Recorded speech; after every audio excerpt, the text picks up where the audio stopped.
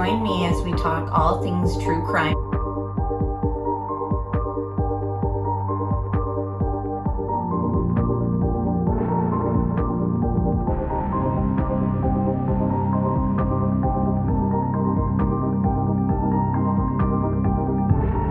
Made contact and shattered.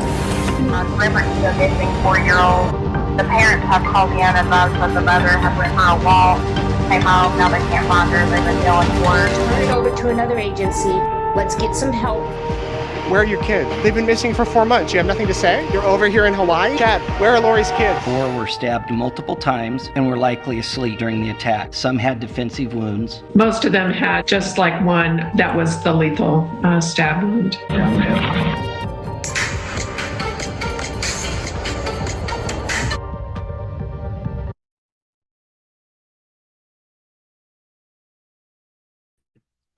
Hello, everybody. Thank you so much for being here with me tonight. We are going to go over the Gilgo Beach murders and theorize about what exactly took place the night that Shannon Gilbert went missing. We've kind of been digging into this for a while. In our last stream that we did on it, we had a really good, like 2-hour plus conversation, and we played a interview that was part of a documentary on the case. And actually, before I continue, can you guys just confirm that you can hear me well before I ramble on? But hello, Shay Benet. Hello, Melmax, Sexy Wild Thing, Carol Freaking Claus, Cement Shoes, Cher, good to see you, Tony. Hello, everyone. Thank you for being here. So, yeah, the 911 call, we've gone over. We're going to talk about it again tonight. I'm thinking people can hear me. Hi, MK. Hello, Pointer Lover. So like I was saying, actually, let me show you guys just so you can see. This was our live stream that we did. And they talked to Pack, who was her driver.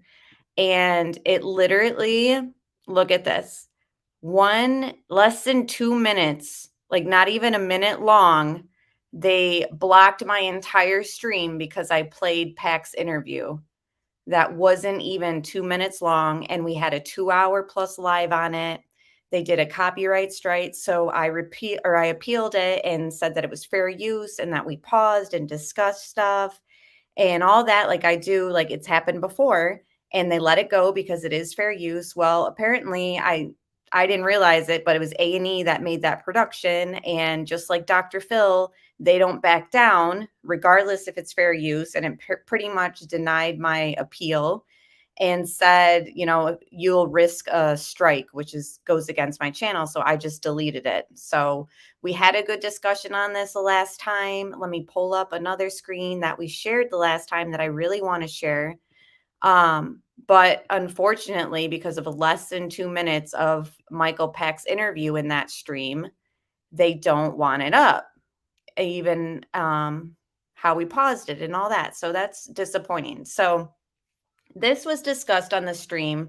And again, let me just remind everyone, Shannon Gilbert was 23 when she vanished. Her remains were found in December 2011 in a beach community just down the road from where the other victims were found. And now 3 of those victims, actually 4, have been connected to Rex. He's been charged with 3 of them. So she was found less than 6 miles away, like it's 5-ish, 6 miles.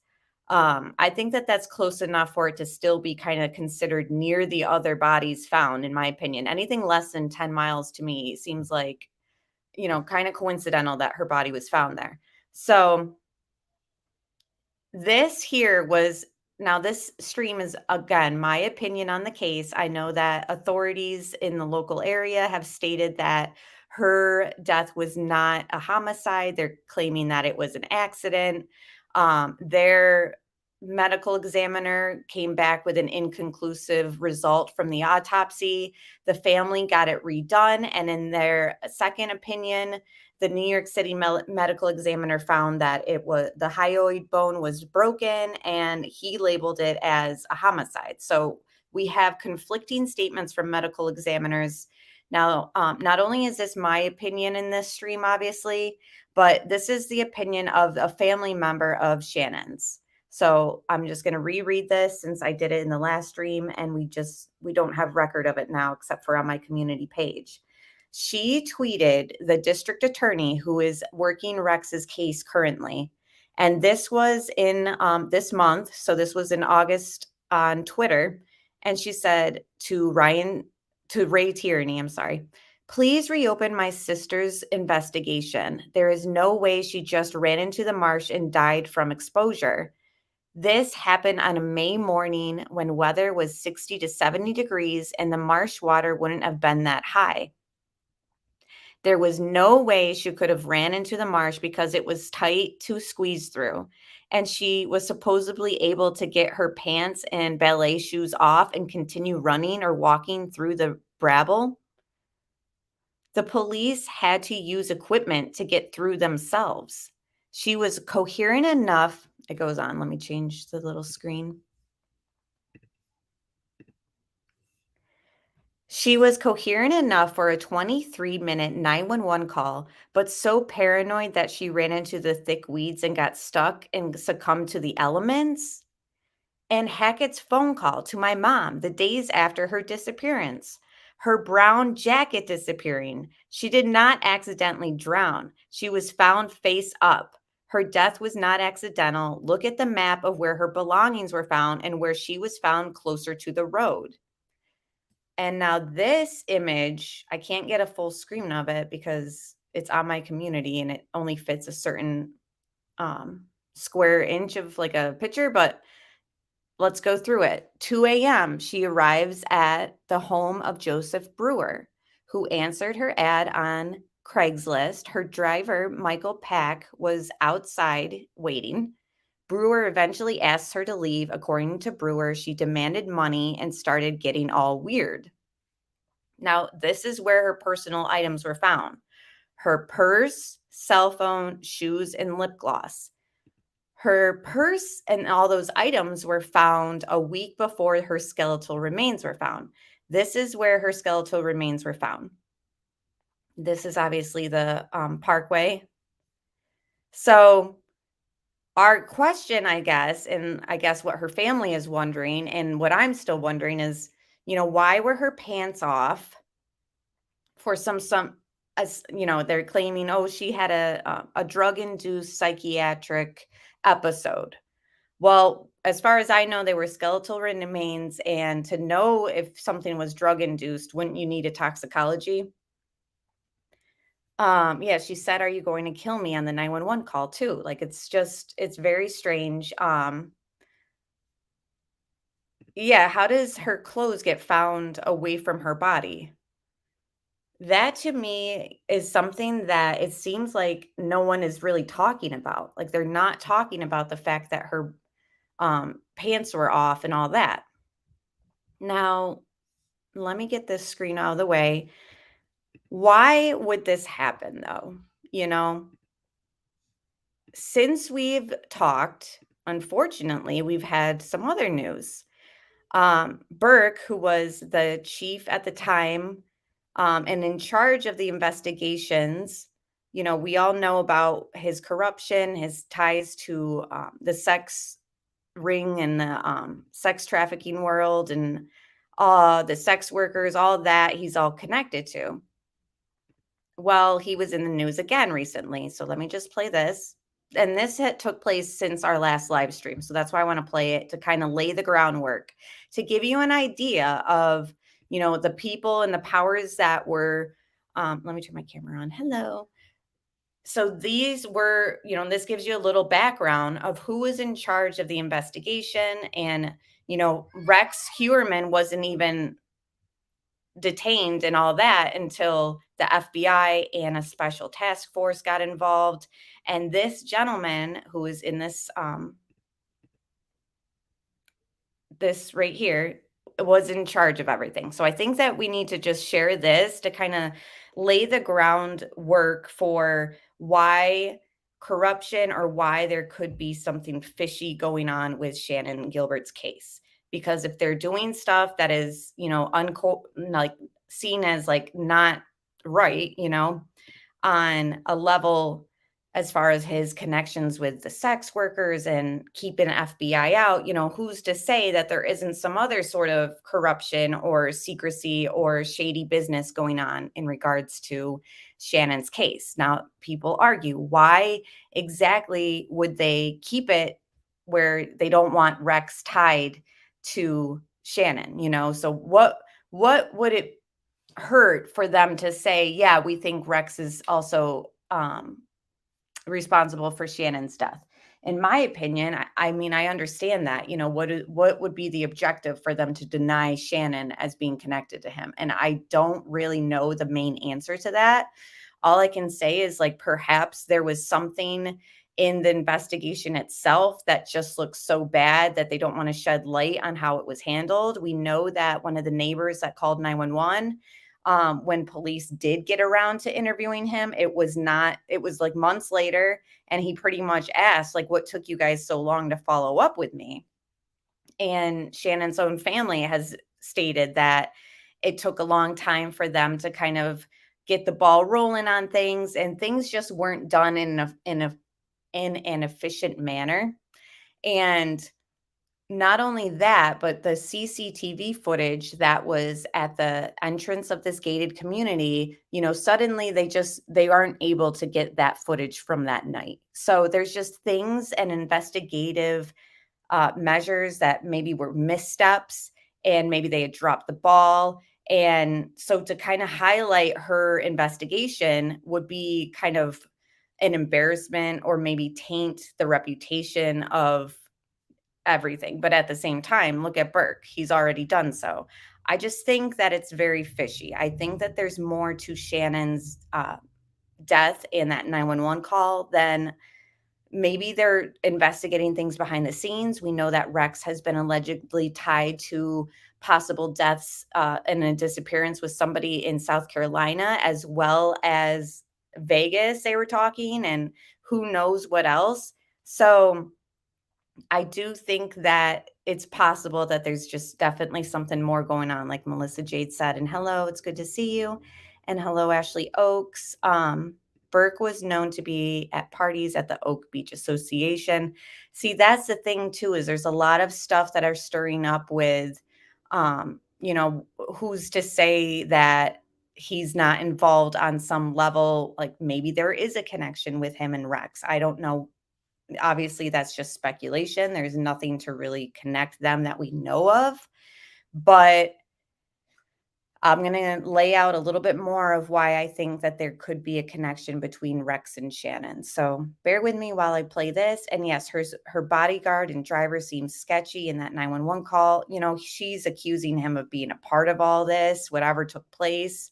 I think that for people to kind of give him that level of trust, like, oh, the police cleared him and nothing that they did was suspicious, they're not suspects in her murder, he's there as her protector. I think all that is, like, it sounds good, but, like, it sounds to me like they were one of the last people to see her and hear her alive. So for them to just be chalked up as like, oh no, he's just her driver and everything's fine. Like, I would love to see their police interviews. I would love to see more on this case. If it's being chalked up as an accident, why not just disclose everything else that you have in it? What were the interviews like?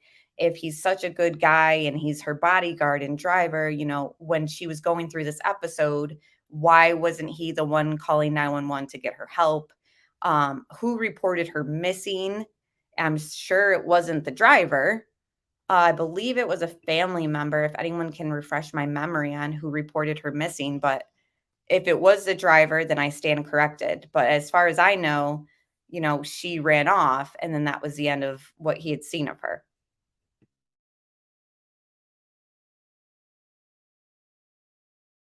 Joining us now is Washington Post reporter Gus Garcia Roberts. He was a member of the Newsday team that was a finalist for the 2014 Pulitzer Prize for its series on hidden police misconduct on Long Island. He's also the author of Jimmy the King, Murder, Vice, and the Reign of a Dirty Cop, which chronicles the rise and fall of former police chief James Burke, who you just heard about there. Also joining us is former New York State Senator Phil Boyle, whose district included where the Gilgo Beach murders took place. Thank you to both of you for being with us. Gus, I want to start with you. I mean, you really know James Burke unlike anyone else. You wrote the book, you know all the ins and the outs of all the trouble that he's had. What did you think today when this development came that he was arrested for soliciting sex in a park? You know, I think I was most interested in James Burke from the beginning because he was this figure of power, right? And what you saw today is a more sad portrait. I think it's somebody who's hit rock bottom. I mean, this was 10:05 a.m. in a public park, apparently, allegedly exposing himself and soliciting sex from an undercover cop.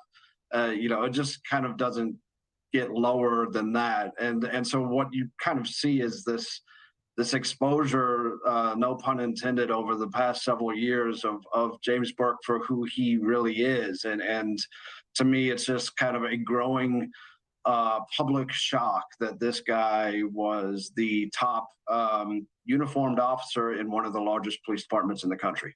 And Gus, and then that he tried to get out of it allegedly, that he tried to say, wait a minute, you know, this is who I am. Don't do this. I guess that doesn't really probably come as a surprise based on everything that you've reported. Well, that is one of the more telling pieces of this episode, I think, is the fact that he tried to get out of it and that he wasn't able to get out of it, right? Because I think anybody who is familiar with James Burke over his career, they're not necessarily surprised that he was soliciting sex, but it's more so that he was actually held accountable, that he was actually arrested. And not only that, but, you know, photos are circulating of him being arrested that cops took. Photos of the police report that are extremely embarrassing are circulating. And you sort of see that there's this, you know, kind of mass repudiation by cops in Suffolk County of James Burke, which I think is a pretty big surprise considering how powerful this guy was and that he really ruled by fear for years. Phil, there is already so much suspicion that Burke may have covered up things involving the Gilgo Beach murders, that he stopped the investigation because of what he was secretly doing behind the scenes. Now his arrest today has so many people thinking, wait a minute, what was really going on back then? Should there be a bigger investigation? I mean, what do you think, Phil? Do you think the state should open up an investigation to find out if he actually did try to cover anything up? Yes, Brian. Actually, when I was a state senator 2 years ago, I held a press conference at Gilgo Beach calling on just that. I called on New York State Attorney General Tish James to do an investigation of the investigation, in essence. There were so many questions about Burke. When he was originally made police chief by our Suffolk County Executive, Steve Bellone, who's still in office, him kicking the FBI out of the investigation early on. Him not involving state troopers, not involving the Nassau County Police, which was the neighboring county where some of the bodies were found. This is the type of guy you did not want as a police officer. Forget about making him the chief of police. And we have the answers today. 13 years later, they catch the defendant, the alleged killer, Rex Heuermann, when they had all the information they needed at the very beginning of this investigation. Yeah, it didn't make any sense why it took so long. So you mentioned, Phil, you asked for the investigation years ago into what was going on behind the scenes. Are they going to do it? Are they finally going to do it? Because if today's any evidence, it seems like they need to. I agree, and I hope they do. I hope Tish James does it. At the time, she did write back to me and said that she had to get a referral from the governor or the county executive. Obviously, Steve Bellone, the guy who appointed Jim Burke as police chief, he wasn't going to ask for it because it just would have embarrassed him politically. Thanks so much for watching. Go to join. So the thing is, you know, after getting a plea deal and serving time for his first offenses in regards to, you know, sex workers and corruption and everything else that was going on, and beating up somebody in custody that stole something from his car that had pornos and sex toys and all that in this bag. You know, this guy is just so dirty. And hello, Roxanne and Alex Erickson. It's good to see you guys.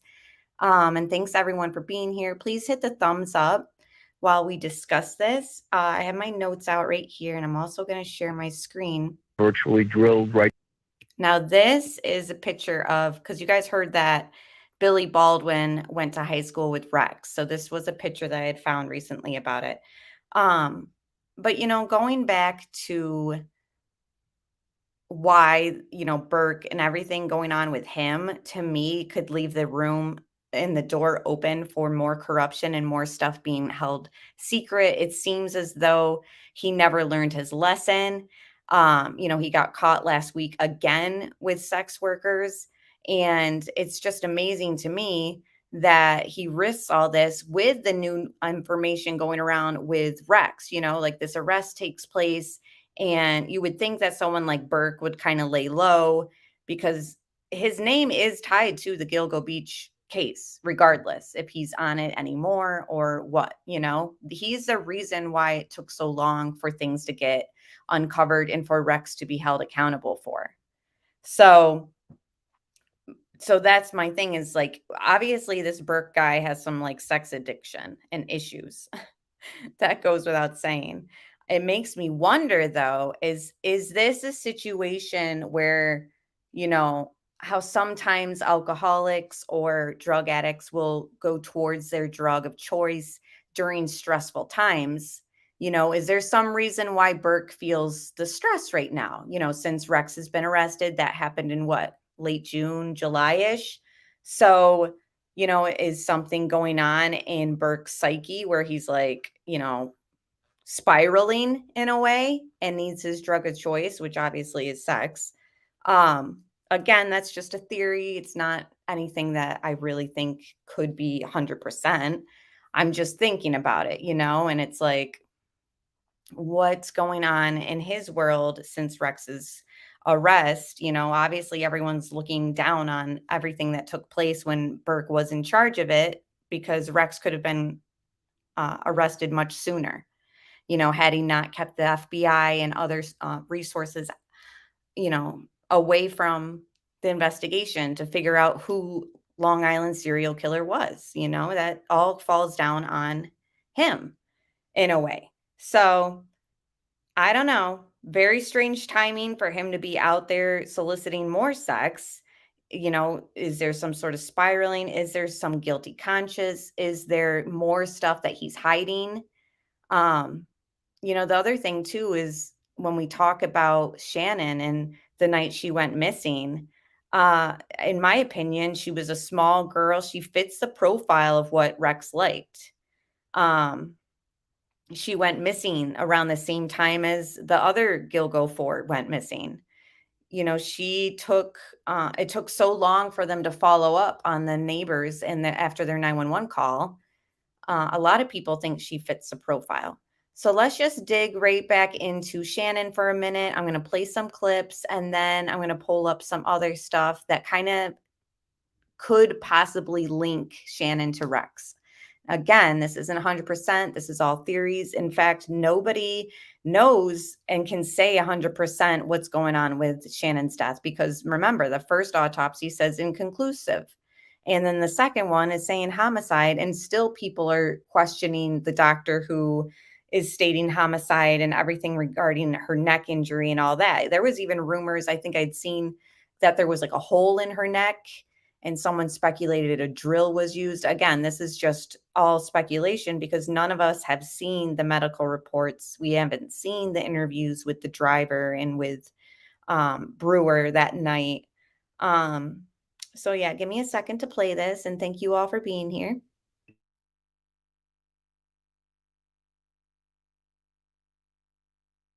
Do you think that there's a connection to Rex and everyone else found in the area?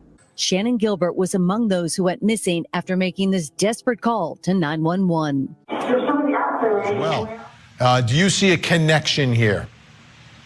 There's indubitably. Now, this is a lawyer, just to refresh everyone, who handles Shannon's case through, it's a family lawyer. And this was before Rex was ever arrested. So this is a court TV segment. I've clipped it so it's not so long. And this was before Rex was arrested. A connection amongst all of them. It's almost impossible to imagine rationally that they're not connected. Several of the bodies, the body parts or their trunks, as depending on the person, are found in Manorville, which is a wooded area further out in Long Island, and their other parts are found along Oak Beach, along Ocean Parkway from Oak Beach to Gilgo Beach, and all the way down to Nassau County, the next county over. And there was a baby found who was matched up with a mother who was found miles away along the same strip. And there was also an Asian male, cross-dressing allegedly, Asian male found as well along that strip. They all have similar patterns. The throat seems to have been the focus of whoever did the killing. In Shannon's case, she too was like the others that they could identify. She was a sex worker, and her throat appears to have been damaged as well. She had a bone that's known as the hyoid bone in her throat. Everybody has one of those. It's the only bone that's not connected to any other bone in the body. It's very difficult to reach. Shannon's hyoid bone was snapped at both ends. It's a U-shaped bone, small, and it had a hole virtually drilled right through the middle of the bone. That the snapping of the bone is indicative of a homicide. Some of the other women who were found were also found having been either strangulated or suffocated. One of them we know was suffocated with her underwear having been stuffed out her throat. So there are commonalities in all of these things, and the dismemberment of some of them is common from one to the other. They stretch out in terms of their disappearance over years. But they're all in fact, 4 of them are found in tandem with burlap, either taught, it looks like burlap was placed over them in the spots where they were found along Ocean Parkway. So they're related for sure. They're all related. And there's very likely more than one person involved in these killings. It's unbelievable to hear the investigators saying there's no connection here. There's no commonality between this sex worker's death and the death of the other ones who are all lined up along the strip there in Gilgo. I mean, it's mind-boggling to even say that. Well, you say so because you're an objective observer, but if you listen to the police department from the get-go on this case, a police department that was thoroughly sexually and otherwise corrupted from the top down, from their police chief down, he having spent time in jail and having solicited prostitutes on his journey through the police. You take their word. They want you to believe the absurd. They want you to believe that of 11 people, of whom most of them were identifiable as. And just to talk about what he's referring to right here is something, we've heard the police's statements on the 911 call. We've heard their interpretation of the case and them basically come out saying, like, we believe that it was a tragic accident. Unfortunately, we even heard somebody in the police department state her personal belongings were found away from the body. Well, they said personal belongings, but again, we're not stating exactly what was found. And I think that that's important to kind of emphasize what was found. It wasn't just like, you can't just say personal belongings and not mention that her pants were missing and found separate. Like that's sort of more than just, her personal belongings. Like when I'm thinking, and this is a quote from them, this is a quote from the police department. They stated her personal items or belongings were found away from her. I'm thinking her purse, her phone, her car keys, her house keys. That's what I'm thinking. But in fact, it was her purse, her cell phone, her jeans, her shoes, and then her lip gloss. So just to go along with what John Ray is saying, like, you're more than welcome to believe their narrative, but remember what these cops were like at the time of this investigation. Burke, can we just trust what they're stating? And again, this is what interview was before Rex was murdered, but I do understand that John Ray still has the same opinion that there's more to Shannon's case and that she could be tied to Rex possibly. either way, I think it's important to kind of emphasize her genes were not on her. As sex workers, and the others weren't identifiable one way or the other. You're supposed to believe that they're all lined up on the same narrow strip of parkway along a waterfront, and all of them in the same work, all of them with very similar patterns of dismemberment and throat injuries.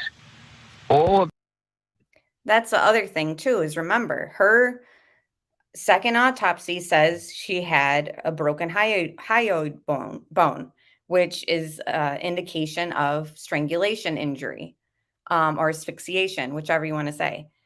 Now, that's the same demise that the Gilgo 4 met, who are tied to Rex officially. them, including Shannon Gilbert, in the marsh on one side or the other of the parkway. And you're supposed to believe, according to the police, that with all of what you heard on that tape so far, and with some of the other facts that we have that certainly implicate murder, that somehow Shannon Gilbert just happens to be a coincidence and has nothing to do with the others, and wandered into the marsh and killed herself there by some accidental means and laid face up on top of a bush where they found. That's the other thing too, is they're claiming, oh, she was disoriented and she ran into the marsh and she was in some drug-induced psychotic state, and she had no idea what was going on. Well, she was coherent enough to call 911 and go to neighbors' houses, saying, and one of the female 911 callers says that she said she was in danger. We don't hear Shannon saying that because she'd called 911 after, but apparently that was verbalized to her, I'm in danger. So the other thing too that he's bringing up, she was found face up. And that's something that the sister tweeted to the district attorney. My sister didn't, accidentally drown. She was found face up. Found her remains later on, and she died of a tragic accident. If you listen to the police department as we speak, that is their story. That is a lie. That is a corrupted story. They are covering up for something very deep and serious. And there's no doubt about that anymore. There was always a doubt about it for years when they wouldn't release the tapes. But when I went to court and finally forced them to release the tapes, now they spun their story out, and this is their latest story. And that's the other thing too, is we have to keep in mind the process that it took to get that 911 call was an uphill climb for the family and for the lawyer that represents the family. So if it's just some tragic accident and she drowned and she was, mentally unstable that night, why make him get a court order to release a 911 call? Like when they had asked for it and all that, so many times prior, it took, a judge's hand being twisted pretty much to get it released. Wheelby says, I have heard something about Las Vegas and South Carolina cases possibly tied to Rex. Now, I heard that as well, and it's stuff to look into. And it's like, if we're to say that he could have, and I think a lot of people, including experts, have even stated like they believe that it's possible that Rex had other killings before the ones that we know about, possibly in other areas and all that. Well, why is that theory probable, but the theory of a victim who matches his, MO, she's petite, she's around the same age, she was around the same time the other ones went missing, within months and very short years, if we're going to include some of the other people that they think might be tied to him. One of them, I think, was like late 90s. And again, this is all just, we don't know yet. Why can't we speculate that Shannon was tied to him? I don't know. It's just, I understand why people are saying like, no, absolutely not. Rex had things set up a certain way and he wouldn't let any witnesses see him. Whereas, the night that Shannon was running for her life and calling 911, people seen her. So they're stating, no, that's not how Rex handled things. That's not how Rex did things. Well, it's just, in the same sense, when you think about Amber Costello, one of his victims who he is tied to, remember, she's the one that pulled that prank on Rex first. She was going to meet up with him, and her boyfriend essentially like robbed him, and like he wasn't happy about it, and he said, do I get a discount or something about like the next one, next time. And then he met up with her again the next day, and she goes missing, and an eyewitness sees his truck, and that's how this tip kind of unraveled. It took a long time because Burke had to get out of office, but you realize that actually there was an instance where Rex was seen by a witness, and he even went back the next day and was seen by a witness again. And that's how they found his car, the car description. So I do think that, yes, it would be, different in comparison to what it seems Rex did with the other victims. But at the same time, there were eyewitnesses that saw Rex, and he did return to a victim's house after an eyewitness had like seen him and all that. So I don't know, criminals do stupid things. This is a police department of homicide investigators, some of the supposed to be the best professionals in this country, certainly the highest paid. And these homicide people are supposed to rely upon evidence. They themselves admit they have no evidence whatsoever that Shannon Gilbert died by accident, yet that is the spin they want you to believe. They're trying to... And that's the thing, too, is people will say there's no evidence that Rex is tied to Shannon. And like he just said, well, there's no evidence that she died from an accident, really. Like people don't call 911 when they're not in danger. They massage the evidence into basically a false stance, and thereby try to convince the public of the utterly absurd that this girl died by accident instead of by homicide. Yeah, because that would disconnect her from all the other bodies that are there, and all of a sudden make it completely different. John Ray, what we just heard, that screaming, the running, she's outside. It seems like she is accusing Pac, her driver, of being part of whatever happened that night. Yes, she is. She tells him, or she says to him sarcastically, "Are you part of this?" or words to that effect.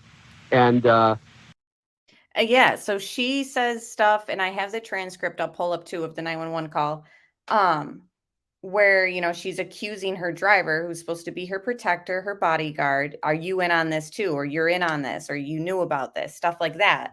And, it's interesting because people who argue that this was a totally different type of crime than what Rex would be connected to, she had a driver, she had a bodyguard. Well, I mean, if a bodyguard or the driver is in on the crime, then, it doesn't really matter that he was there and he was supposed to be an eyewitness and it's too risky and he would be protecting her, and it doesn't take much, in my opinion, for someone to keep hush if money's involved.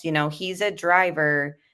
He's essentially, he's involved in this industry, the sex work industry, which is illegal. So somebody who's doing something that's obviously not legal and is like not seen as respectable and to normal people, I guess, everyday people. Why would we believe his word, and why would we just put so much faith in the fact that he was there and he was supposed to be protecting her? He leaves, or apparently goes outside, and then when she bolts and runs outside, you hear those blood-curdling screams, but you don't know who caused it. And then she continues to run. The police spin that story incorrectly on purpose. They put on a false light on that whole story, because what she does is she runs until she knocks on the door of a fellow named Gus Coletti, an older man, and he does not let her in. He does not say anything to her except a few sarcastic comments, and she says nothing to him whatsoever, and then bolts and disappears again until she knocks on another woman's door. Yeah, and Gregory says her comments seem to suggest that she believed once she went outside, she would be unalived. And think about it too. Once she goes outside, she runs to somebody, not the bodyguard, not her driver. She's running to anybody, these houses, you know? So yeah, I definitely think that her actions, even when she was outside, suggest that. It's not like she just ran for it into the marsh or into the night. Like, she was looking for a third party who, you know, could help her. So that's how I feel too, is she was in fear for her life as well. I believe that will be. So the other thing too is in the 911 call, I believe with Gus Coletti, the neighbor, he states, or one of them state that she's being followed by a black SUV. And to me, that's interesting because yes, her bodyguard and driver allegedly drove a dark colored or black SUV, but you know who else drove a dark SUV as well? And that's Rex. His was dark green. Now at night, maybe it would look black. Again, eyewitness accounts aren't that great. So you can't just say that his eyewitness account for the black SUV is factual 100%. You kind of have to be like, oh, well, I mean, maybe he got it wrong. Maybe it was a dark green SUV because it was seen at night, you know? So that's another thing that I've been bouncing around my head. They called it on the 911 call it a Suburban. Well, that's made by Chevy, and so is Chevy Avalanche, which is what Rex owned.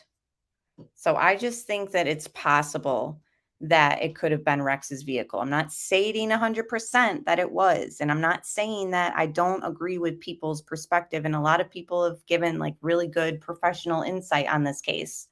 And some of them state, well, that was the driver. But how do we know that? Because remember, the CCTV footage at the gated community entrance went missing or erased as soon as possible. And Delana says, I want to know how long it took law enforcement to get there after all those 911 calls that came in. Do we know the answer to that? So I believe that they did show up in the area to look around within, I don't know the exact number, but I know that they went that night. The problem is we know that they didn't follow up with the 911 callers, like the neighbors and stuff, until like a while later. I want to say months later. And Gus even asked them, like, what is taking you so long following up with me? So. Mrs. Brennan. But during that time, the police have now spun that story to say that Coletti invited her in to his house, that she went into his house and bolted irrationally, when none of that happened and none of that's on the tape. They're lying about what happened. But what you do know happened is what you heard, is that somebody assaulted her and she escaped. And she did exactly what would be rational. She bolted for her life. So there's so much more to this case, and there's so many more pieces of evidence that the police refuse to investigate, and it's a willful refusal. I wanted to put up on the screen for you part of the report from Dr. Michael Bodden, who did an independent evaluation of what happened to Shannan Gilbert. And this is what he found. Almost all of the skeletal bones were recovered and appeared normal. There was not evidence of trauma. However, the larynx was missing, and only the body of the hyoid bone was found. The two greater horns of that neck bone were missing. These structures, the larynx and the hyoid bone, are often fractured during homicidal manual strangulation. My examination of the recovered body of the hyoid bone after it had been anthropologically defleshed showed a roughness at the margins where the separated horns had been attached. It is my opinion, based on the circumstances of Shannan's death and the materials I've reviewed, that there's no evidence that she died of a natural disease, of a drug overdose, or of a drowning. There's insufficient information. And now look at this. Former chief medical examiner, New York City. So, you know, he's obviously got experience, and people hold them in high regard. You know, the NYPD, as well as everyone linked to the medical examiner's office, etc. So why all of a sudden should we question this professional opinion and just believe what they're stating, that she's not connected to all the other victims and wrecks? To determine a definite cause of death, but the autopsy findings are consistent with homicidal strangulation. What are your thoughts tonight? Yeah, isn't this fascinating? You know, you've got Suffolk that's saying that, they've apparently opined that this was a drug overdose, and, oh, by the way, she drowned as well. Well, what? Yeah, I'm remembering that, Missy. He pretty much followed her and then gave up. So that's what's so frustrating, like, that everyone believes his word. And, I want to see his police interview. I want to know, like, because in his interview in that A&E thing that we played that got struck, he didn't come off as genuine to me. And again, that's just my opinion. I'm not a professional. That's just my gut opinion. But here we have Joseph Scott Morgan, and we know that he's got a professional opinion, and he's looking at this autopsy the same way we are with, like, how could this be an accident? What are you basing that upon? We're talking about skeletal remains. How'd you draw toxicology to make that conclusion? That's, what we've been saying as well, is people pushing this narrative that she was in a drug-induced psychotic state, or she was drugged or hallucinating, etc. How are you pulling that theory out? And it's like they're the same people who are like annoyed that people want to theorize that maybe Rex was connected to the John that night, or connected to the driver, or, whatever. It's like, or Burke even, who was in charge at that time, who had great power at that time. And that's the other thing that I think Duty Ron was talking about, is that Brewer guy whose house she was at, the John that night, like, nobody got in trouble for being involved in this, like, sex work. And what the driver's doing is, he's connected to this type of stuff, and it's not legal, but yet no one was held accountable on any level. And maybe she has some kind of history of drug usage in the past. And while we're talking about it, how'd you come to the conclusion that she drowned? And you know what, too, if we were going to go and believe the theory that she was drugged and that's what her problem was, but how do we know that somebody didn't drug her and she didn't know about it? Like, so we'll believe that she was in some psychotic mode induced by a drug, but, like, did she willingly take that drug? It's just in the field of work that she's in, sex work, you have to question these things because it's such a dangerous field that, I just feel like there could be more, even on the level of, well, maybe she was on drugs, but how do we know that she took them herself or willingly did, or you just don't know. Yeah. And why is she running without her jeans on or her shoes? Did you examine her lungs? No, I forgot.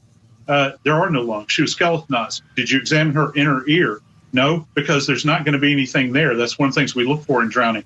But what Dr. Bodden did conclude is that after he finally got his hands on the hyoid, remember, they've already examined this. They talked about the defleshing. That's one of the things that the anthropologist does.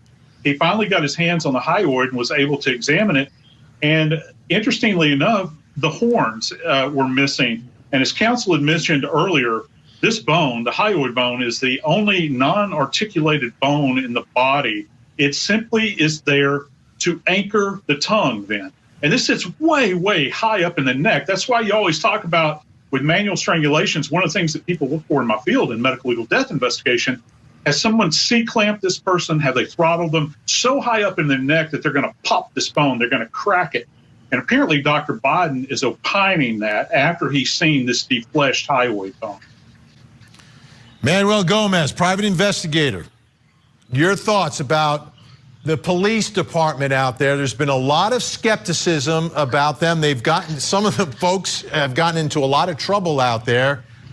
Well, it could have been solved if they wouldn't have dropped one major ball in this case. And one of that was all 5 of these women had online aliases, and they were being sex trafficked online. Like, for example, Babylon Escorts, where they sell women and they advertise the prices. All of them were doing this. All of them had the same John Doe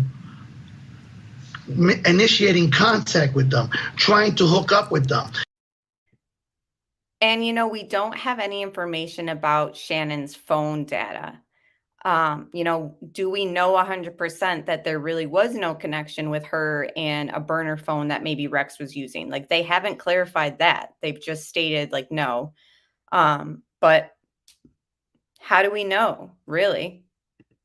Without access to everything that the cops have, like, I can't help but question. And hello, CDT, and everyone else who joined. I'm sorry some people are saying they didn't get a notification. I'm sorry about that, but I'm glad you're here.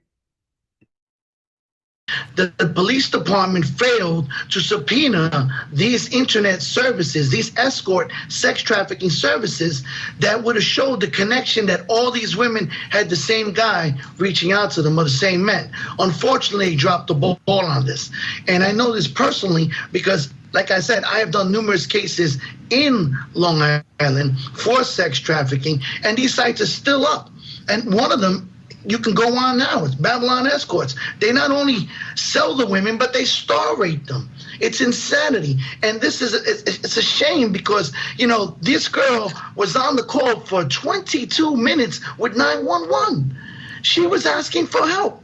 Now, listen, anybody knows Gilgo Beach and Long Island, that area, a cop call could have responded within that time frame. The fact that the ball was dropped on so many levels and the fact that they did not subpoena, and to this day still haven't subpoenaed the internet sites that all 5 of these women were on. And the sad thing is that the records stay on these sites between 6 and 8 years. The ghost image stays on their hard drive up to 10 years. That evidence is still there and it has not been researched. My boyfriend called me and he... Okay. And hello, Legendary. It's good to see you. So this is one of the connections that I feel could be linked to Rex. Again, this is just theory. This is just me pulling things and putting it together as, that's interesting. So you guys know that this girl worked with Rex while he was an architect, and she's interior design. And she says that Rex mentioned 10 victims to her. Says Rex Heuermann was arrested. Him and I both know Rex Heuermann. I met him through a networking group in Manhattan I'm a part of, or was a part of, because I'm an interior designer that runs my own business. And Rex joined shortly after to network for his architecture company. And of course, us being in the same industry, I networked with him and I got to know him and I had a lot of conversations with him. And I can tell you right now that me and my boyfriend are not surprised that he is a serial killer. Just everything about him, his mannerisms, how full of himself that he was, how odd he was. He was always very sweaty and not very nice to talk to and creepy. Sorry, he's a fucking serial killer. I'm not gonna say sorry. We're not surprised. We are shocked. I'm still processing all of this. Thinking over and over again about how I shook his hand and how his hand felt, and I'm listening to the voicemails on my phone from him, and I'm going over the emails, and I'm looking at the photos of all of us at the Christmas party and the photos of him at our networking meetings in the conference room, and I'm just seeing this monster hiding in plain sight. And it all makes so much sense. He was so full of himself. I just thought he was an architect that thought he was like God's gift to this world. But no, he's literally a serial killer. And the thing I can't stop thinking about the most is this conversation I had with him. It was just me and him. And it was after one of our meetings. This part is the part that I think is noteworthy. Once I show you another example of somebody repeating the same thing. that we have once a month in person. We go to a bar after because you're supposed to bond with these people. You're supposed to network with them because they will refer you business. We're talking. We're towards the back of the bar. It's really just all the people from the networking group and then some people that got off of work here and there at tables. And the whole entire time, he is just talking about himself and not asking a single question about me. And I'm not surprised. That's okay. It's for business, so I just kind of grin and bear it. And everything he's talking about, I read about in an article today from a YouTube interview he had. It's like he practiced everything to tell anybody about himself ever and just memorized it and tells it to people over and over because he. Remember, she's talking about that interview that we've seen of him that he did with somebody in regards to his field of work and stuff that we've seen. Again, obviously before his arrest. But remember, he was talking about his job and all that. So she's saying that everything that he stated there in that interview was like a script that he had for her. And it's just interesting because it really is somebody who has two faces. Told me everything that was said in that YouTube interview, he told me about the first time he met me. He asked me, do I know about the Gilgo Beach murders? And of course I do. And I'm like, yeah, of course I know. And he goes on to tell me, yeah, that's a serial killer that was never caught in my hometown, my neighborhood where I live. And tells me the guy killed 10 people and he might still be out there. And I make a joke and I'm like, yeah, you never know who you're talking to. Anybody could be I could be a serial killer. And he laughed at that. All right, so keep that in mind. He mentioned 10 victims. And to this day, since his arrest, we know that he's only connected to 4, charged with 3. And we've also talked about Hidden True Crimes interview with the escort who went out on a date with him. I believe she did this interview with this channel before she really went out on Fox and all that and News Nation, but a girl from Jersey, and I felt like I hadn't heard about her yet. And that was part of what made me uncomfortable.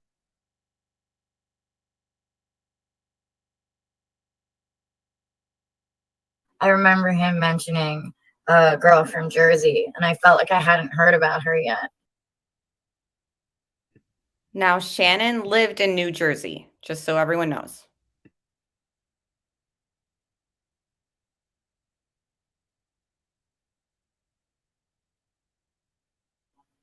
And that was part of what made me uncomfortable.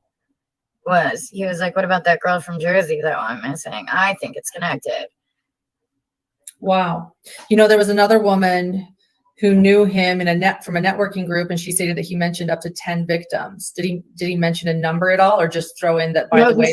He said 10. I thought everyone knew it was 10. No. He's only been charged with 3 victims right now, with Melissa, Megan, and Amber. He said there was 10 victims, including a toddler or baby. He did mention the toddler. Yeah. Yeah, he said about the 10 victims, and then he said he's pretty sure there was a child too. He's like, don't quote me, I'm not sure if I'm right about this, but he was like, I'm pretty sure there's 10 victims now. I remember him mentioning a girl from Jersey. So he mentioned a girl. This is if we believe the escort's account, and I have no reason to think that she would really make this up. People could theorize, well, maybe she just wanted attention and all that. But, if we believe what she's stating, we have 2 females who he had encounters with that he states 10 victims. So a lot of people found her very believable.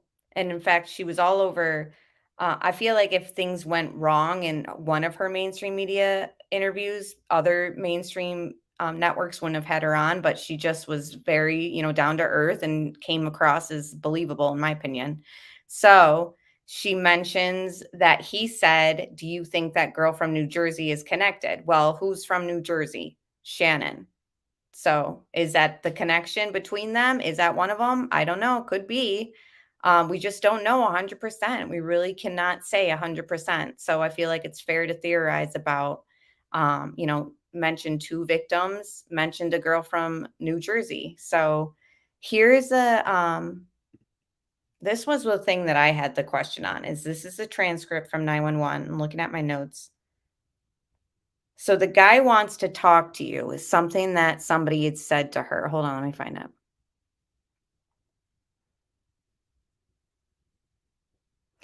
So Brewer says to her, according to this transcript, "Yeah, he wants to talk to you. This guy wants to talk to you." Shannon says, "No." Brewer goes, "You got to talk to him." Shannon goes, "No." And then this next part was, the inaudible. Sounds like you have a freaking problem, I think. And she says, "No, you have to." So why was Brewer trying to get her to talk to somebody? It's obviously not Michael Peck. So I don't know, Missy. I think there might have been other girls from New Jersey. I'm not 100% on that. I have to follow up on that, but I do know that Shannon lived there. So anyways, who is this guy wants to talk to you that Brewer is telling her about? Can anyone explain that to me? He wants to talk to you. This guy wants to talk to you. And they're saying, we've theorized that it sounds like she was hiding from somebody outside the house. Yeah, it's the transcript. So we could I'll definitely go through that with a fine-tooth comb some more, but that one part definitely stands out to me. He wants to talk to you. This guy wants to talk to you. So I'm curious who this guy was. Now let me switch up my screen again and show you another possible connection between the two.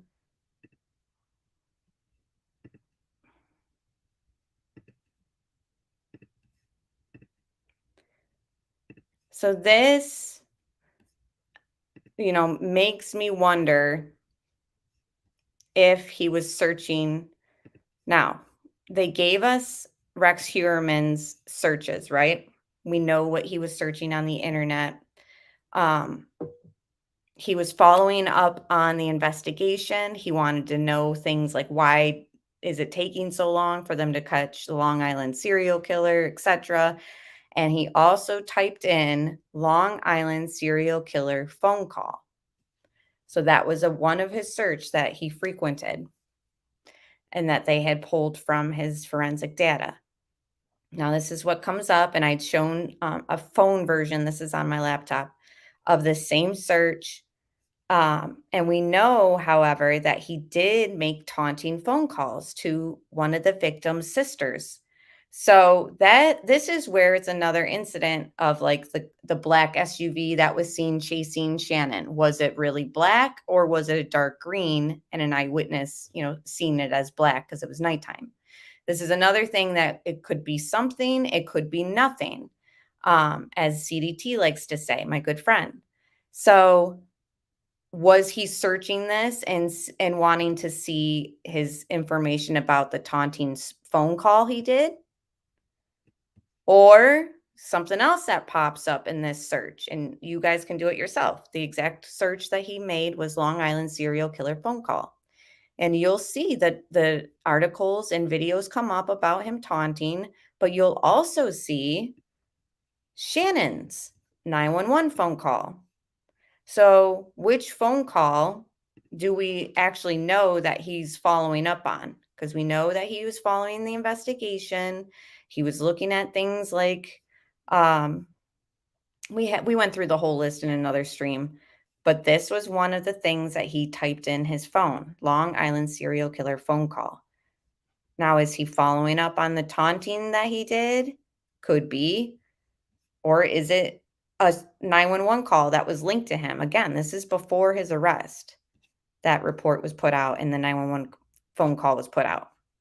So I don't know. I guess we would have to know the specific date that he was searching and all that. But, you know, is that a connection? His own searches that are pulling up him looking at information that the media is putting out there about him, and the fact that he taunted some of the sisters, the sister in one of the cases.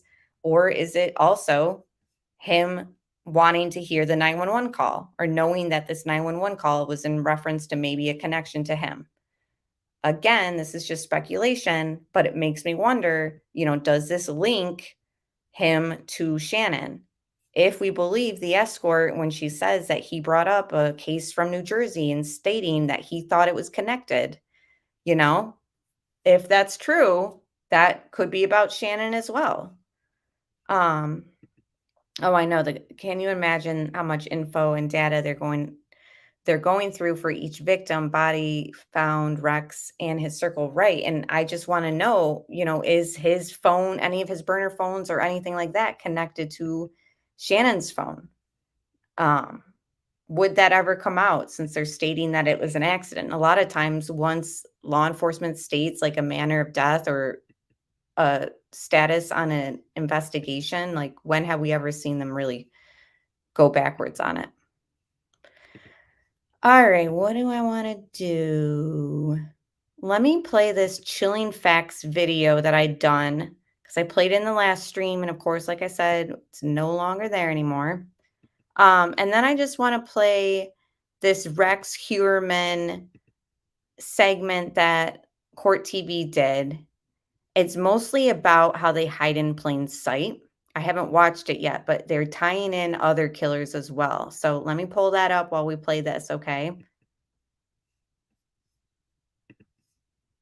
Hi, everybody, and welcome back to the channel. If you haven't liked and subscribed, I'd appreciate it if you could do so right now. I want to talk about Rex Heuermann. As you know, he has pled not guilty to the 3 charges of murder, and he is still the main suspect in one of the 4th murders. They are considered the Gilgo 4. The case itself is extremely disturbing. Here are some of the most chilling facts in the case so far. Many know about the life-size doll that was carried out of the house in a glass coffin, but I feel what is more disturbing is the painted portrait of a battered woman that was carried out of Rex's house. Another chilling aspect, not only did some of his explicit material on his burner phone consist of underage girls, but a lot of it consisted of torture and anything related to torture, as well as a lot of searches that specifically was looking for tied up victims in the videos. And since we know that the victims were tied up in camouflage burlap, it's just beyond chilling to the bone. 3 of the sex workers were bound in burlap. While we know Rex was checking up on the Long Island serial killer investigation and any updates regarding it, he also searched Long Island serial killer phone call. In fact, he had made several taunting phone calls to one of the victim's sisters, which consisted of this. "Is this Melissa's little sister?" a man asked. "Yes," replied the 16-year-old girl. "Do you know what your sister is doing?" he said. "She's a whore." Another unsettling fact in this case is while they were searching Rex's house, they were also searching a storage unit that he owned, and the medical examiner showed up. Why would the medical examiner show up at the search for his storage unit? We recently heard that a female that worked with Rex claimed that he brought up the Gilgo murders to her. He asked me, do I know about the Gilgo Beach murders? And he goes on to tell me, yeah, that's a serial killer that was never caught in my hometown. Rex called and left a creepy voicemail. She says Heuermann left her this bizarre voicemail after she quit the group because she didn't want to be around him. "Hey, this is Rex. I heard you are no longer part of the group. I still wanted to talk to you. I had a question for you and also wanted to touch base. So if you get an opportunity, you can always try me at the office. Hope you're doing good. Hope to talk to you soon." In my opinion, I think that he was trying to find out if she was weirded out that he brought up the murders. So he wanted to touch base with her and feel out if he should be worried himself. Thank you so much for being here and watching this video. I hope I can see you soon on the channel for a live stream. And here we are for our live stream. So thank you guys for being here. So this segment is from 2 days ago on Court TV. I won't watch the whole thing with you guys, but I do want to watch a little bit of it. It's titled How Serial Killers Hide in Plain Sight. And it, talks about Rex. Before I pull that up, though, I just want to run through some notes real quick and just kind of talk about what you guys think about like my possible connections. So the possible connections to Shannon included 2 people who knew Rex and came out to the mainstream media. One was that one that worked with him in the professional field as an interior designer, stated that he mentioned 10 victims. The other one was the sex worker who went out on a date with him, who also says that he mentioned 10 victims and thought that wanted to know her opinion because he thought that the one from New Jersey was also connected, and Shannon's from New Jersey. The other connection was, we know that he was looking up phone call searches related to Long Island serial killer. And although it does bring you to his taunting phone calls and media reported on that, it also brings you to Shannon Gilbert's 911 phone call.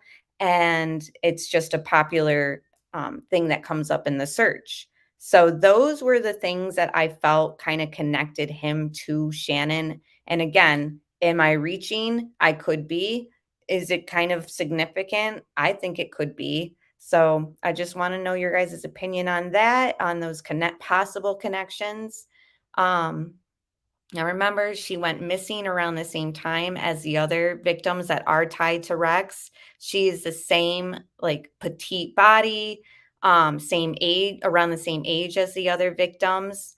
We know that they didn't follow up on the 911 calls made by the neighbors for a long time.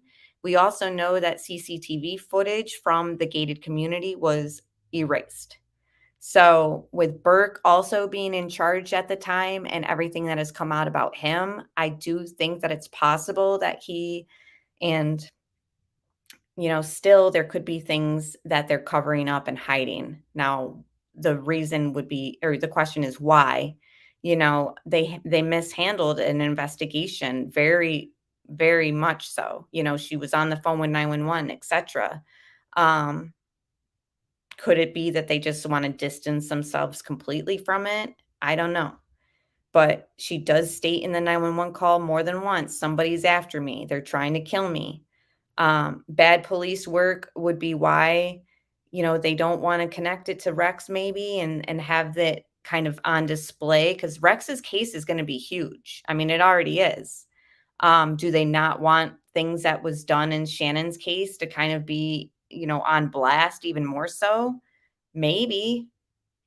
We have 2 medical examiners who are not agreeing. One says inconclusive. So it wasn't like the first medical examiner said this is an accidental death. You guys realize that. So, the second one says, no, this is homicide. That's noteworthy too, in my opinion. Not only do they have different opinions, but the one is inconclusive. Couldn't even decide on a opinion in a way. You know what I mean? So her pants were off. Her shoes were off. But yet she ran out into in the mall, what's it called? Where she was found, I don't know, guys. I just think it's possible that, not only does she have the same cause of death as the other victims, allegedly, if we believe the second autopsy, the way that she died, the manner of death, asphyxiation, strangulation. Caroline says, I feel like it's very possible there was a network of pervs working with Burke. I mean, birds of a feather, right?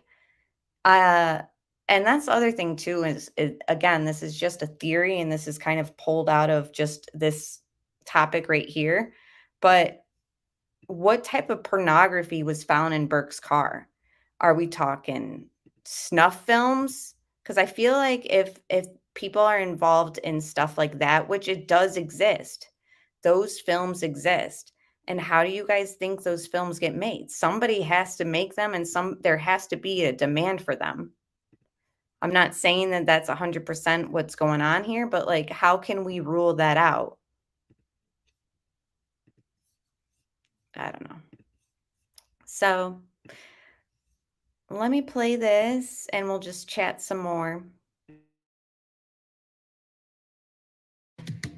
Rex Heuermann appeared to be an average man, living in his home on Long Island and commuting into New York City every day, where he worked as an architect.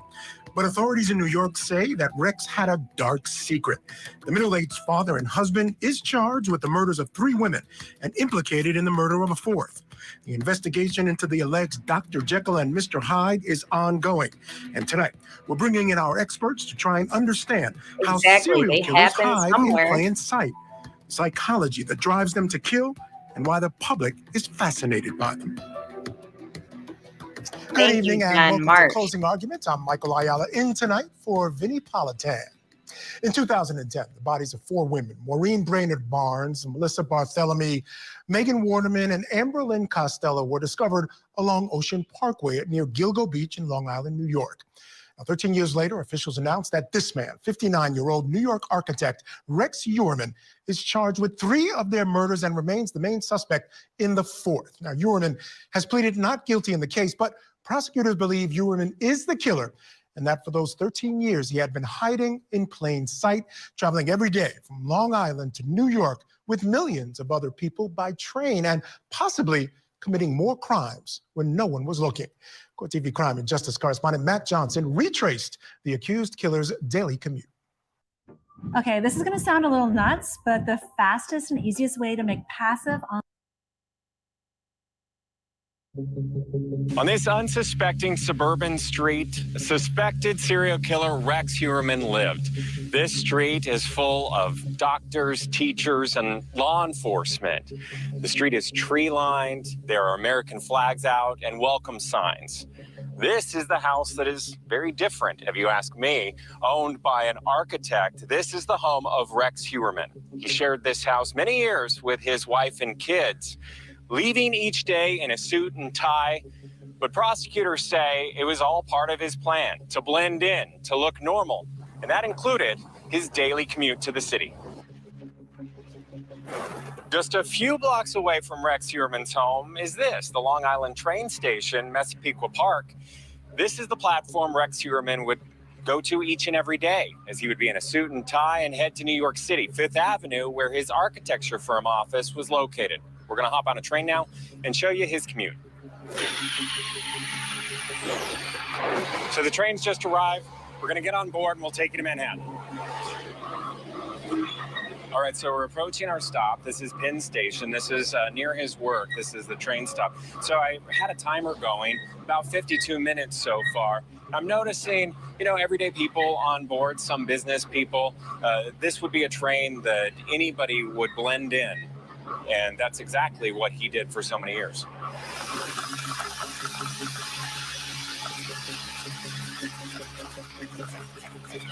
All right, so we made it to our stop. This is Penn Station, New York. If it looks a little busy, it is. According to the website, more than 600,000 people pass through here each and every weekday. So now we're in the heart of New York City. We've passed a few famous landmarks, including the Empire State Building and also the famous Macy's. Brings us here to 5th Avenue, 385 5th Avenue, and this is where Rex Heuermann worked as an architect, founding his architecture firm, RHC Consultants and Associates, back in 1994. It wasn't too far from here where he was arrested. All right, with us tonight, psychotherapist and author of The Minds of Mass Killers, Understanding and Interrupting the Pathway of Violence, Siobhan Scott, and psychotherapist and CEO of Life Counseling Solutions, Dr. Jenny Lacey. Also with us, Professor of Forensic Psychology, Dr. Catherine Ramsland. Thank you all so much for joining me tonight. Truly appreciate it. And Siobhan, I'll start with you. The idea that we could be traveling on a train, going wherever, going about our business, our daily commutes, and we could be sitting amongst a serial killer, someone who has murderous thoughts, ideas, is scary. Is it, explain to me how they can get away with this kind of thing, that on one side, there's obviously a dark side, where they have these thoughts that lead them to do things that are unthinkable, but yet and still they develop a consulting business, ride on commuter trains for an hour every single day, and blend in nicely, even with a family. Yeah, you're describing a very effective sadistic psychopath. And so they are very different from the rest of us. They're amazingly good at compartmentalizing, at keeping secrets, and at hiding these really sadistic and awful aspects of themselves. So very often their family members don't even have any idea. It's very hard for the rest of us to wrap our minds around how this can be, because we don't think like that. We're not sadistic psychopaths. But I do think that's what we're happening when we see a person like this. Dr. Lacey, help us understand how someone could be, quote unquote, a psychopath, yet and still be able to function in a way that I think it's fair to say most people, and we've seen this in a number of serial killers, Ted Bundy comes to mind, where people don't even know. They don't have a sense that something's off. A lot of times you come across people and you say, something's off about this guy. And at some point that comes to fruition in a way that people realize what they're dealing with. That's not really what happened here, and God knows how long he might have been going along had it not been for the investigations continuing on. Absolutely. We look at something where we call splitting. So there's this one part of them, and they are very strategic because they have to blend in, as we're talking about, with society so they can be socially acceptable. So they wear this mask where they can conceal their true nature, right? So by blending in and preparing and looking like they're ordinary, then people are not going to suspect them. They're not going to look around and think, for the most part, this person may be a serial killer. And I think it's interesting, too, that the interior designer that worked with him stated that he used the same script with her in conversations as he did in his interview that we seen about him talk about himself in his professional field. So it's very much like that split personality. You know, he has one side to him and then he has another side. And the one side, he's wearing a mask. So that's why he's got this script to use so that he can keep his real true self hidden. So when they're in the split nature, they're going to put themselves in socially acceptable, normal situations to evade any type of arousal that something is wrong. And we look at it from a split self. It's almost as if they're operating from that self that we can all look at and just think they're another normal person, for example. And then there's that true dark evil side, which then creates and does these heinous crimes that we're constantly hearing about. Dr. Ramsland, what's particularly scary about that for, I think, many people? Missy asked, did they find any DNA on Shannon? She was in his house for a few hours before she called 911. What was going on for several hours? Brewer said there was no relations. You know, that's a lot of questions. And as far as DNA, she was skeletal remains. Now, her belongings was something I was wondering, were they able to, fingerprint stuff on her lip gloss or her purse? Her shoes were there and her pants. What DNA was found on all of that? People, for myself included, is it seems like there's a suggestion here I'm listening to the answers, that there's a measure of control that these guys obviously must have. And that to me is extremely scary. Is it safe to say that, is that the right characterization? If they can function this way, if they can have these two faces per se, does that suggest that they really do have control on some level of these urges or whatever you want to call them? Well, first they have control of people around them because they're trying to manipulate expectations so that they read people, they figure out what people want to see as normal. And that goes a long ways for fooling people and tricking people, deceiving them. But for them, there is a degree of control because they're not doing this when they can get caught. They're doing it when they think they can't get caught. So they have self-control, but there still is, for some, a compulsion that's very, very strong that they want to follow. Yeah, you know, it's interesting because you mentioned that, and apparently his family, every time he did this, the family was not in town, but it's certainly, this whole situation raises the question as to what they knew or when they knew or if they knew at all. For instance, serial killer Dennis Rader, known as the BTK killer, is serving 10 consecutive life sentences for a string of murders that occurred between 1974 and 1991. Now, he wouldn't be arrested until 2005. For decades before his arrest, Rader was reportedly well-liked and regarded in his community. Well, Vinnie Politan spoke to his daughter, Carrie Rawson, about what it was like learning that her father was a serial killer after all those years. Take a listen. Hey everyone, Nicole, founder of Wolex Merino, and I have to let you in on a little secret. We knew they were looking for BTK, but it wasn't until there was a knock on my door by an FBI agent literally saying, like, I need to talk to you. And then he just dropped it and he said, your dad is BTK. And so for us, it was just a total, absolutely shock, completely floored. I went into medical shock. I was shaking for 5 days. It took 3 or 4 days to get me back home due to the media and everything going on. An FBI agent, he's like trying to like question me and get information. I said BTK cuts phone lines, and I knew my neighbor's phone line had been cut. And I knew she had been missing. She had like been taken from her house and found a few weeks later out in the woods. And she had been strangled. And as a 6-year-old, I knew that. So like these things I knew in 85 now are coming back in 2005. And I'm sitting here alibying my father and defending him. And then all of a sudden I'm literally turning him in on a murder they hadn't arrested him on. And so like your whole world is imploding and you're sitting there starting to like in that first few hours, like realizing like the man you knew that raised you is not who you thought he was. Dr. Lacey, we've heard over and over from family members. I listened to a podcast recently from the Happy Face killer, his daughter. She's actually even raising money now for the family, for the Heuermann family. And family member after family member saying they weren't aware what was going on, even in hindsight. You know, a lot of times things happen and you look back and say in hindsight, oh, that was weird, this was weird. We're not seeing that in these cases. Are we? There's enough of them that I tend to believe them. Should we be believing them? We should believe them because what happens with a lot of these serial killers is they have this possession or they have the ability, I should say, to possess the ability to charm and to manipulate people, as I heard my fellow panelists mention. So what that means is they have this charisma to gain trust and build relationships. And right there with their family, that's going to be part of that mask that they possess so that no one will be suspicious of what's going on. So they have this image of respectability, even though when we dig deeper into the family systems, they may not have been as present.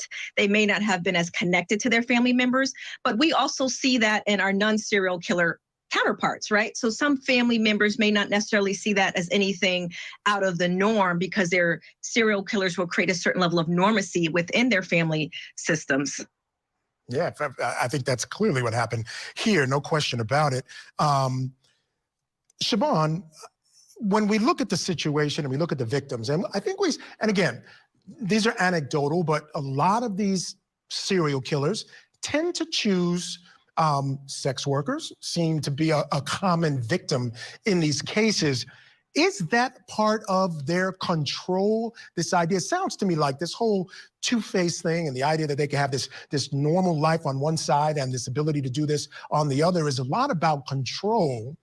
Are these victims about something else, in fact, if they're sex workers, or is that all part of the control aspect of their personalities? I think it's probably all of the above. There's also another aspect to sex workers that they've connected with.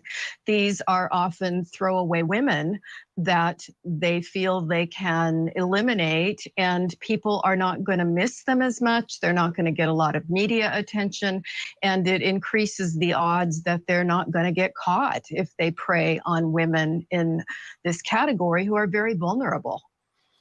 And you know, Dr. Ramsland, one of the things that I think a lot of people have been asking, I know I've wondered about this.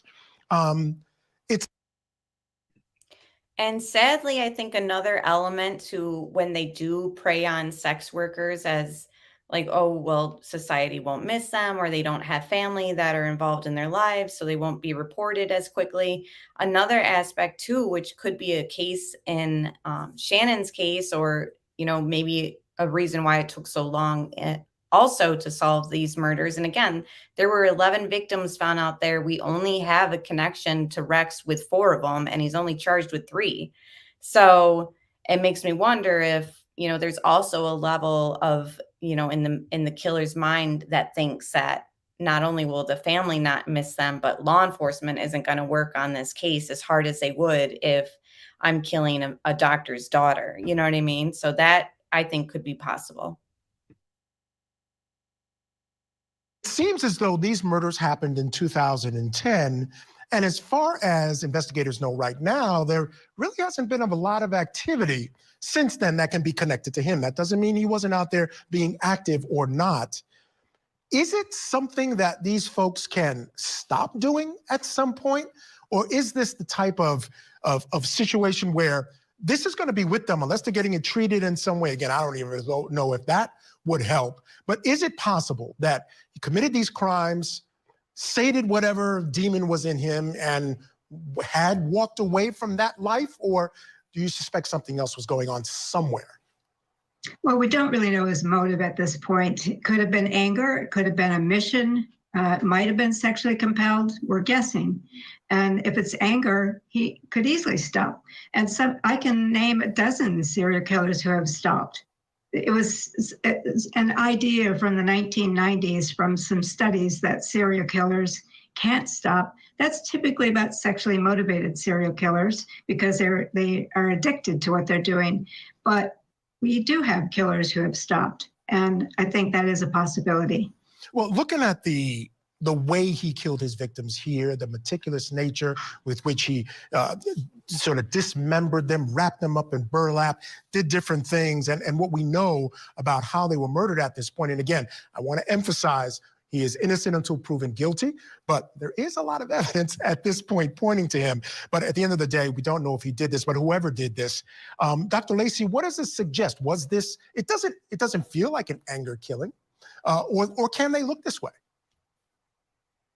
So, what I heard my fellow panelists say to also give the other side to that is that if they're not necessarily acting out in that anger reactive, they can also be obsessing and fantasizing and creating these scenarios in their mind before they're actually acting out, which is, if we kind of look at that addictive cycle just in general, we will look at it from a binge standpoint, right? So in that standpoint, there could be these things that he could be fantasizing, thinking about, and then we get that buildup to the actual emotionality or the anger or whatever may be his motive to actually carry it out. So it can look like inside his mind, there could be some type of ritualization that may occur that we may find out once we get all the facts.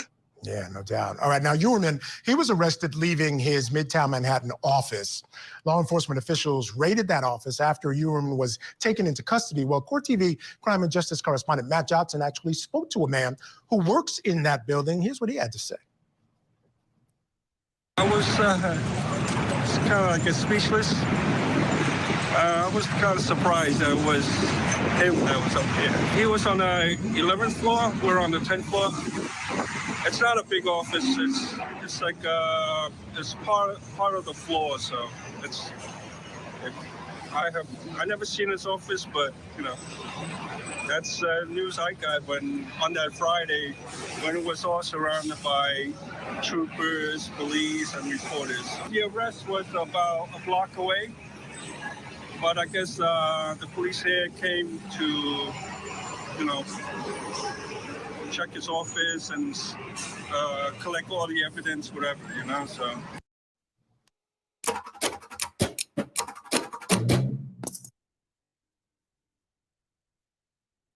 To that guy talk, he seems very matter of fact about the whole thing, but at the end of the day, he was working next to and in the same office as a serial killer, or possibly someone who's been alleged to be a serial killer.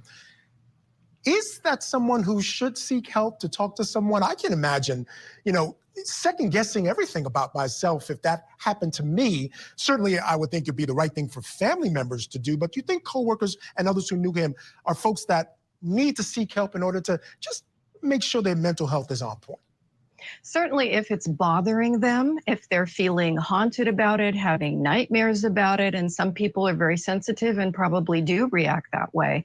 Not everybody's the same, and he may be able to discuss it with his family and friends and move on and let it roll off. I think for many of us, particularly women, we would probably be taking it on a deeper level. Yeah, I would imagine so. We'll get into that in just a moment. Ladies, please stand by. They are good. You guys are going to be sticking around with me while we take a break. Now, when we come back, we'll analyze the public's fascination with serial killers. But first, here's a preview of what's coming up next in the next hour of Closing Arguments. In Cuyahoga County, Ohio, Mackenzie Shirillo.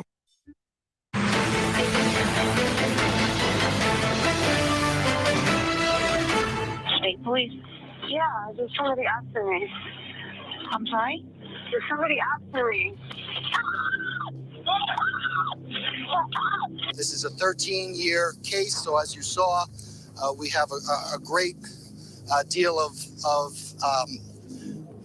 information, evidence, photographs, reports. This case is a case that we're going to try in the courtroom. The press has convicted my client without seeing a shred of evidence. She had no idea any of this was going on, or the allegations were even. Her husband was a suspect. The charges in the indictment are just allegations, so this is the first step in the process of proving those allegations. Now, authorities had been on the lookout for the so-called Long Island serial killer for years. Now, Rex Heuermann has been charged with murdering 3 of the 11 victims whose remains were found on Gilgo Beach. And at this point, the evidence appears overwhelming, though he has proclaimed his innocence. Now, after Heuermann's arrest, onlookers and media surrounded Heuermann's home to catch a glimpse of his family, watch investigators collecting evidence, and just see the place where the alleged killer was hidden in plain sight for years. Now, media waited outside the courthouse when Heuermann was arraigned as well, and photographers snapped pictures of him inside the courtroom. But the public's fascination with an accused serial killer is not new. There have been countless books, movies, podcasts about notorious killers like Ted Bundy, Jeffrey Dahmer, BTK, and others. You know their names. So what is that about? These terrible crimes that actually fascinate people. All right, joining us tonight, psychotherapist and author of The Minds of Mass Killers, Understanding and Interrupting the Pathway of Violence, Siobhan Scott. Also with us, psychotherapist and CEO of Life Counseling Solutions, Dr. Janie Lacey, plus professor of forensic psychology, Dr. Catherine Ramsland. And joining us now as well, serial killer expert, criminologist, and author of the book, Why We Love Serial Killers, Dr. Scott Baum. Thank you again all for being with me. Scott, thank you for joining us. And since you have a book, which is actually the exact topic that we're talking about, I'll start with you. And let me just ask you the broad question. You know, what is this fascination that the public and all of us, especially those of us who love true crime, have with serial killers? Well, thank you for having me on and asking the question. And yes, this is something that I travel around the country speaking about all the time. And I always start by saying that I believe that we as humans have a fascination generally with things that are larger than life and frightening. And that can be natural disasters like tsunamis and hurricanes. It can be natural predators like polar bears and lions. And I have made an argument many times that a serial killer like Jeffrey Dahmer actually has 3 things in common with a great white shark. And those 3 things are that they're rare, exotic, and deadly. And interestingly, as a society, we actually celebrate a Shark Week every year that recently was celebrated on Discovery Network. And thanks to the Oxygen Network, we also have a Serial Killer Week for the last couple of years. So they are truly part of our popular culture. And it is this larger than life aspect of it. But I really think it comes down more than anything else to empathy. It's the thing that we have, the public has, that these diabolical killers do not. And I think the true crime followers, particularly women, have empathy for the victims, of course, because many of them, in fact, most in these cases are women, but also a genuine desire to understand the mind of the predator because they seem so incomprehensible and over the top that they're truly terrifying. And I think almost at an unconscious level, we think that if we can somehow understand these individuals, then maybe they're not so terrifying after all. So I think empathy is a big part of this fascination. You know, what's interesting. That's interesting that he connects empathy with this fascination, because that was sort of, he just laid out exactly how I feel about studying these cases. Is like, you just want to kind of understand. Let's listen to a little bit more. I'm not going to play the whole thing. I'm getting tired. This new nighttime lives that I've been doing, like it's only because I have to wait till the little one is, asleep. And we used to go in the morning, but now she gets up in the morning much, right away. Before she would get up and kind of hang out in her crib and play with her stuff. Now she just wants to get right out of the crib. And so the last thing I want to do is go live in the morning. And then all of a sudden we hear, "Mama, where are you?" So I'm just trying to mix up just waiting until she's in bed completely. But I don't know. I might have to go live during her afternoon nap if I can't have the energy that I need for these nighttime lives, because she's 2. She wears me out by the end of the day, guys. So let's just listen to a few more minutes of this, and then I'll end the live. And I don't know if I'll be going live until I'm moved and get my internet installed, which is going to take a few days, or if I can squeeze in another live stream maybe Thursday night or Friday night before I end up driving down there to my new place. But it'll probably be another random live stream this week, or by, as soon as I get internet next week, which could be like Wednesday. So I've read a couple of things that you've written, and you've actually compared, and correct me if I'm wrong, please, but I think you compared movies about serial killers, whether it be Saw or, any movie with a serial killer, Halloween, that type of thing. You called it popcorn entertainment, and I think you had likened it to our fascination with people like a Jeffrey Dahmer, for instance. Yeah, that same fascination exists in the same way. Can you explain that? Or if I'm correct or not, correct me if I'm wrong. Yeah, no, I think what you described is fairly accurate.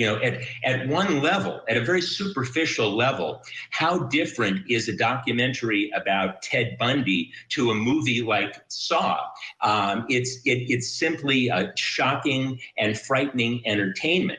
But then you have to go beneath the surface and realize that the Dahmers and the Bundys, et cetera, are killing real living human beings. And it's when Jeffrey Dahmer comes to your front door, or Ted Bundy comes to your front door, that it becomes very real. And so I think that there is this need, this underlying need to understand these predators. And I speak all the time to groups around the country. And interestingly, consistently 80% of my audience is female. And I think women in particular want to be wary. They want to have tools to use so that the next Ted Bundy doesn't enter their lives. And I find this to be consistently true. So that empathy factor, I think, is particularly true for women. That's interesting, because even though women may be interested in that, when I look into serial killers and I'm reading about them, I'm particularly interested in their modus operandi, their methods. That's what seems to interest me. But let me get other people involved in this conversation with the fundamental.